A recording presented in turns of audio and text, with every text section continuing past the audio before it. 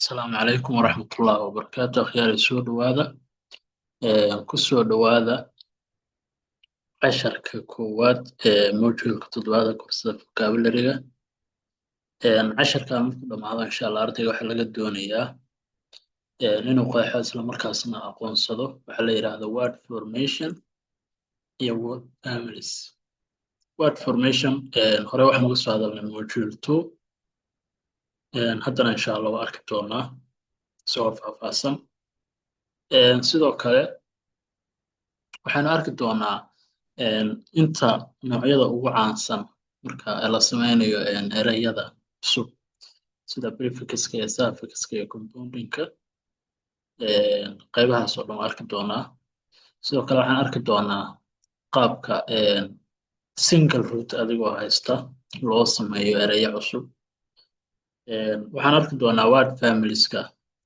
speakingka iyo writingka qaabka aad ugu apply gareyn karto haddaan ku bilaabo marka word formation waxaa la yiraahdo waa habka erey cusub lagu soo kordhiyo ama erey horey u jiray formkiisa lagu bedelo tusaale ahaan waxaa la soo kordhinayaa macno cusub root adigoo haysta ayaa waxaa soo kordhinaysaa macno cusub ama macnihii ma bedelaysid waxaa bedelaysaa formkii ereygan uu yaala tusaale hadduu feeb ahaa waxaa ka dhigaysaa noun ama noun hadduu ahaa waxaa ka dhigaysaa feeb tusaale hadda waxaan haysanaa halkan beauty bay ahayd oo qurux ah waxaan ka dhignay beautiful waxaa laga dhigay adjective sidoo kale waxaa laga sii dhigay beautifully oo ah adverb marka hadda maxaa la bedelay formkii ereyga ugu yaala macnihii isma bedelin oo isla quruxdii weeyaan laakiin waxaa isbedelaya noun adjective iyo adverb waa saddex form weeyaan marka word formation sidaas baa la yiraahdaa word formationku wuxuu muhiim u yahay word formationku wuxuu muhiim u yahay marka la joogo lexical range-ga iyo grammarka accuracy inaad isticmaashid forms kala duwan runtii waxay kaa saacidaysaa inay maaragtay grammarkaaga inaad isticmaali karto ereyo badan inaad taqaanid ayay muujinaysaa ereyo kala duwanna forms kala duwanna aad isticmaali kartid word family-ga marka word family maxaa la yiraahdaa word family-ga waxaa la yiraahdaa waa group of related words with same root and shared meaning waa ereyo koox ereyo ah oo wadaaga one root hal meel bay ka unkamayaan waxaana jira macno ay wadaagaan tusaale ahaan educate baa rootku ahaa education waa noun oo verb bu ahaa educate tusaale ahaan oo kale education oo noun ah educational iyo educator macna intaasoo erey maxay wadaagaan one root oo educate ah ayay wadaagaan okay marka major types of the word formation dhammaan qaybahan waan soo aragnay prefixationku waxa weeye ereyga xagga hore in wax lagaga daro rootka lama bedelayo halkaa waa inaad fahamtid wax rootka isbedela laguma sameynayo ereyga xagga hore in wax lagaga daro kadibna waxaa isbedeli doona macnihii ereyga suffixationkuna waxa weeye ereyga xagga dambe in wax lagaga daro kadibna waxaa isbedeli doona formkii uu yaalay haddii uu ahaa noun wuxuu noqon doonaa verb ama wuxuu noqon doonaa adjective adu macnihii isma bedelaya waxa isbedelaya formkii ereyga uu yaalay parts of speechka qaybtii uu ka ahaa ayaa isbedeli conversationku waxa weeye waa ereygii in tusaale ahaan wax laga bedelo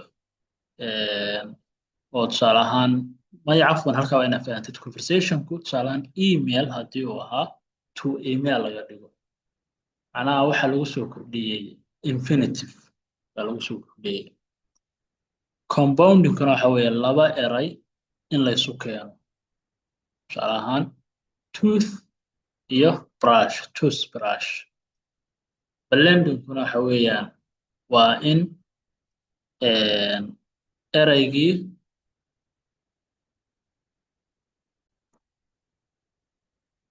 sorry. Blending waxa weeye ereygii in laba erey tusaale ahaan midba qaybinta laga soo jaro in la isu keeno. Tusaale ahaan erayada hore aan soo aragnay waxaa ka mid ahaa breakfast iyo lunch waa quraac iyo qado. Breakfast waa wax laga soo jaray PR, lunchna wax laga soo jaray qaybta dambe. Marka L unbaa la reebay, intii kale waa sideeda loo daayay. Marka brunch marka brunchgaas waxa weeyaan waxaa la yidhaahdaa waa cuntada la cuno u dhexeysa qadada iyo quraacda, barqada la cuno camal kale. Marka noocaas ayuu ku yimaadaa blendingku. Clippingkuna waxa weeye ereyga qayb ka mid ah in laga soo goosto qayb yar oo ka mid ah in la soo goosto. Marka dhammaantood iyagoo examples wata waa kuwan. Tusaale ahaan prefixes, meaning change macnihii ayaa isbedelaya. Meaning changes macnihii ayay bedelayaan. Tusaale ahaan happy waxay noqotay unhappy. Totally waa different meaning. Waa faraxsan, it's negative way marka unhappy aan faraxsanayn. Agree bay ahayd waxaa lagu daray dis marka waxay noqotay disagree. waa different meaning. waa kugu raacay iyo kuguma raacin. Right bay ahayd qor, rewrite dib u qor. View bay ahayd preview. Marka kuwani waxaa loo yaqaanaa prefixesku waa macnihii ayay bedelayaan.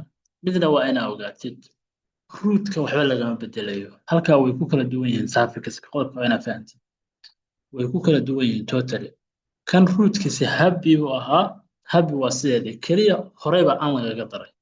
Agree buu ahaa, this unbaa hore lagaga daray. Right buu ahaa, re unbaa hore lagaga daray. Okay, suffixesku iyagu waxa weeye classka ereyga uu yaalay ayay bedelayaan. Tusaale ahaan hadda waxaan haysanay create waxaa lagu daray halkan soo ma jeedid waxa la saaray idan kadibna ion baa lagu daray. Marka waxay noqotay creation oo abuuris ah oo noun ah ayay noqotay. Marka waa aniga hadda ku lahaa laba waxay ku kala duwan yihiin. Kan macnihii isma bedelaya laakiin classka ayaa isbedelaya. Sidoo kale rootkii waxaa laga bedelay. Rootka idaas ayaa la tuuray. Kan active oo ahaa dabcan ka waxba lagama bedelan. Active ayuu noqday. Waxaa lagu soo kordhiyey IVE baa lagu soo kordhiyey. Adjective buu noqday. Quickly quick bay ahayd, quickly ayaa laga dhigay. LYM baa lagu soo kordhiyey. Marka kan aan markasta aanu isbedelin waa prefixka, laakiin waxa suurtagala suffixku sometimes in wax laga bedelo rootka sida hadda create oo kale. Tusaale waxaa ka mid ah negotiate. Marka hadda negotiate uu rootku yahay, negotiation waxay noqonaysaa EV waa la tuurayaa. Conversionku waxa weeyaan waa ereyga waa change function. Ereyga shaqadiisa ayaa la bedelayaa iyadoo aan waxba laga bedelin. macnihiina wax laga bedelin. Marka isaga waxaa la yidhahdaa zero derivation baa la yidhahdaa. waa ereygii macnaha inaan waxba macnihiisiina wax laga bedelin, formkiisina wax laga bedelin. Tusaale hadda to email bay ahayd. Email waaye ereyga meesha aan yaalo wordka. Email marka waxba lagama bedelin. macnihiisina waa macnihiisii formkii u yaalana wakaa. laakiin hadda waxaa la bedelay dabcan shaqadii. tusaale ahaan haddii la yiraahdo to email waxa weeye waa actiga inaad email ina ay soo dirtid oo kale. Email mida report oo kale, ii soo dir reportka camal oo kale. An emailna waxa waaye waa acti oo waxa waaye waa nounkii. tusaale ahaan waa wixii la dirayay weeyaan. Marka halkan waxba maaragtay waxaa la bedelay shaqadii. Compoundingku saan hore inagu sheegay waa laba in la isu keeno. Tusaale black oo madow iyo board baa la isu keenay. Blackboard suuradda aan isticmaalo. Green iyo waxa la isu keenay house, greenhouse ayaa noqotay. Tooth iyo pasta baa la isu keenay. Toothpaste oo bahasha ilkaha. Marka halkan waxa weeye waa laba erey oo totally different words ah ayaa la isu keenaya. Waxay sameynayaan new meaning bay samaynayaan macne cusub. Okay, blending and clipping. Blending kusaan hore inagu sheego waa laba eray in la isu keeno tusaalahaan breakfast iyo lunch oo brunch noqotay iyo hadda ereygan labaad smoke. Smoke wuxuu ka yimi smoke oo kan waxaan qiiqa camal iyo fog. Fog waxaa la yidhaahdaa waxaa loo yaqaano af Soomaaliga waxaynu u naqaano ceeriyaamada. Ceeriyaamada fog iyo waxaa la isu keenay smoke waxaa laga soo qaatay mo waa laga soo qaatay smo waa laga soo qaatay fogna waxaa laga soo qaatay kida keliya laga soo qaatay smoke buu marka noqday waa new word. Clipping waxa weeye tusaalahaan advertisement bay ahayd. Advertisement waxaa laga soo qaatay keliya ad baa laga soo qaatay ad. Hadda ad waa aragtaa intaas meelahaas marka wax daawanaysid inuu kaa hor yimaado. Marka waa advertisement ad bes weeye waxaa laga soo qaatay ad. tusaalahaan telephone bay ahayd phone besaa laga soo qaatay. Examination bay ahayd intii hore un baa la soo qaatay oo exam ah. isaguna marka waxa weeye waa ereygii qayb yaroo ka mid ah in la soo qaato waxaana inta badan la isticmaalaa marka la soo gaabinayo. Common ruleska marka rules badan ayaan insha Allah ayaad ku arki doontaa hadda linkiyada ku siin doono laakiin kuwa commonka waxa weeyaan hadda markaad rabtid inaad samaysid noun inta badan haddii aad ku dartid tion ama ment waxaad samaynaysaa noun. tusaale ahaan hadda move markay tahay move haddii aan ku daro ment haddaan ku daro movement ayay noqonaysaa oo dhaqdhaqaaq oo noun ah ayay noqonaysaa. tusaalahaan hadda convert bay ahayd haddaan ka dhigno haddaan ku darno tion maxay noqonaysaa conversion oo bedelid ah oo noun ah ayay noqonaysaa. marka labadaas ayaa ugu caansan nounka. adverbka marka isagana ly baa isaga ugu caansan tusaalahaan completely extremely macnaha ly un baa lagu darayaa. sidoo kale adjectiveka isagana able tusaalahaan cable oo kale generous hadda ous generous deeqsinimo macnaha waa waxaan kusoo darnay ous baan ku darxinaa. marka inta badan isagana waxa labadaas ah common ah adjectivekana waxaa common ah ly. tibkan iyo qaybta summary-ga intaanan u gudbin waxaan rabaa labadan linki oo runtii labaduba way ku caawinayaan. kan wuxuu kaa caawinaya horta from the beginning casharkeena horena waa ku aragnay. hadda kan wuxuu isku qaadayaa soo ma aragtay tabeska marka laga hadlayo prefix iyo suffix uu isku qaado wuxuu bixiyey derivation buu bixiyey. derivation macnaheedu waxa weeye ama waxay bedelayaan macnihii ama waxay bedelayaan formkii labadaa mid un bay bedelayaan sababta derivation ugu bixiyey soo ma aragtay tusaalayaashii waxaas oo dhan halkan ayaad ku aragtaa waad ka aqrisan kartaa. compoundingka isaga waa sidiisii blendingka waa sidii hadda aan ku sharaxnay. wuxuu soo kordhiyey qayb kale oo iyadana ereyo cusub laga samayn karo acronymka wax loo yaqaan. acronymku waa tusaale ahaan koox ereyo ah tusaale ahaan oo kale in laga soo qaato word kasta xarafka ugu horeeya tusaale ahaan national aeronautic and space administration waa hay'adda NASA loo yaqaan waxaa laga soo qaatay m iyo a iyo s iyo a NASA. marka waxa weeye waa kuwan cirbixiyanada Mareykanka. marka waa ereyga in ereyo maaragtay kooxa laga soo qaato erey kasta magaca ugu horeeya oo macno guud sameynaya. tusaale ahaan waxaa taqaanaa hadda atm atm kan bangiyada waxaa la yidhaahdaa automative teller machine. USA baa ka mid ah United States of America. marka waa macno cusub. UK baa ka mid ah. waxaa ka mid ah UAE oo United Arab Emirates ah. hadda tusaalahan hadda Soomaaliya marka la joogo SYL baa maqashay, waa Somali Youth League. macnayaal saas oo kale ah ayaa maaragtay ayaa la sameynayaa inta magac erayo hal magac sameynayay in laga soo qaato erey kasta intii ugu horreysay. qaybta conversionka wuxuu ka dhigaysaa hadda ayagoo kale aan ku sharaxeynay zero derivation. soo ma aragti. back formation. back formationka waa waa qayb ka mid ah hadda tusaale ahaan qaybtan ka hadlaynay suffixka camal oo kale. hadda tusaale ahaan editor weeye. clipping waa isla ereyga in qayb yar oo ka mid ah lasoo qaato. qaybtan coinage-ku waxa weeye waa completely new waxa la sameynaya word oo tusaale ahaan magac buu ka imanayaa. magaca inta badan magacyo caan oo brand ah baa jira, laakiin hadhowdii finally waxay noqdaan English words ayay noqdaan. hadda ereygan Kleenex buu soo qaatay, waa brand name laakiin common name buu isu bedelay oo aad loo isticmaalo. qaybahaas oo dhan waxa weeye waa iska fiirfiirin kartaa.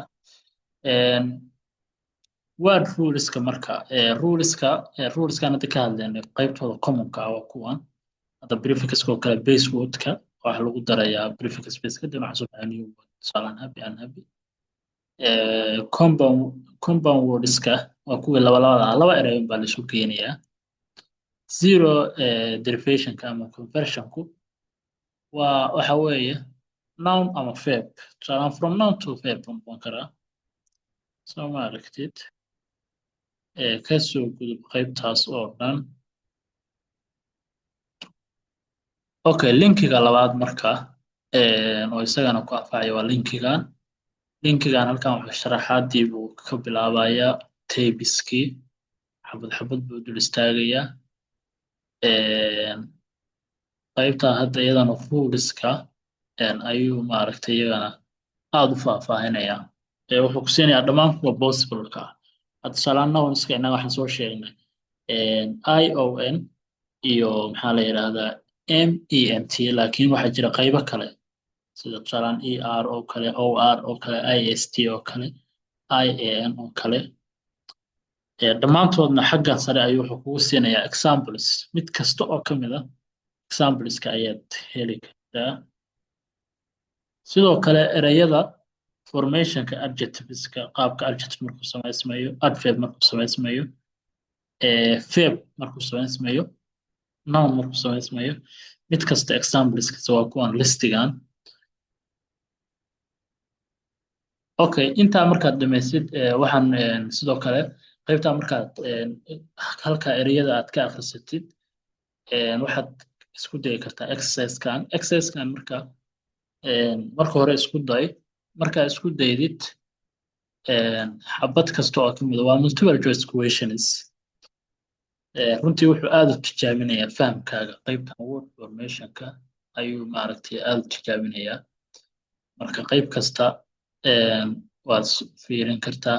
intaa markaa fiirisid waxaa jirta answeriskii waa wataa xaggan dambe ayay yaalaan. marka taasna waxa weeye waad isku tijaabin kartaa. tibka marka aan ku siinayo taladan ku siinayo waxa weeye marka la joogo casharkan waxaad tusaale ahaan haddaa isticmaalishid different forms waxay maaragtay kaa caawin kartaa inaad iska ilaaliso waxa loo yaqaan repetition markaad English ku hadlaysid ama markaad wax ku qoraysid ama marka xataa interview aad ku galaysid. ereygii meeshuu joogay siyaabo kala duwan ayaad ereyga u bedelan kartaa. synonym baa isticmaali kartaa, formkiisa aad bedeli kartaa, macnihiisa aad bedeli kartaa. marka haddaad different form haddaa isticmaashid totally waxay muujinaysaa ereygaas inaad maaragtay fahamsan tahay. marka talada waxay tahay insha allah inaad isku daydid qaabka casharkan insha allah waa casharka koowaad ee module-kan labada qaybood oo dambe ayaan aad ugu faahfaahin doonaa. Qaybta labaad oo kale hadda waxaan hadli doonaa bytopic word familieska bytopic saad ugu baran kartid iyo word formationka oo related ah runtii labaduba. Okay, rootska word familieska insha Allah ayaan casharkan maaragtay uga hadalnay.